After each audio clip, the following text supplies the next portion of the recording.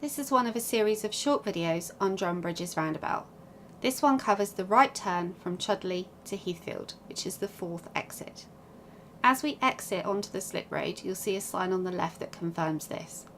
The road markings tell us that it's only the right-hand lane for Heathfield. The lane to your left goes towards Bovey Tracey. Both Bovey Tracey and Heathfield are the same exit, but different destinations after the roundabout. It's important therefore that we position correctly on the approach and we stay in that right-hand lane as we exit. There is a yellow box here, which we always need to make sure we keep those clear. So look ahead well before you reach that yellow box to make sure there's no queuing traffic. We know we're in the correct lane because this still says Heathfield on the floor. We're going to be continuing in the right-hand lane all the way around the roundabout. That's because we know from the start that Bovey Tracey takes the same exit as us. We have to. The road markings also say Exeter, which is the exit beyond ours.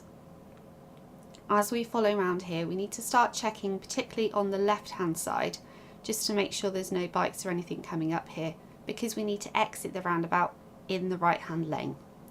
I hope you found this useful. Thanks for watching. Why not check out some of my other videos?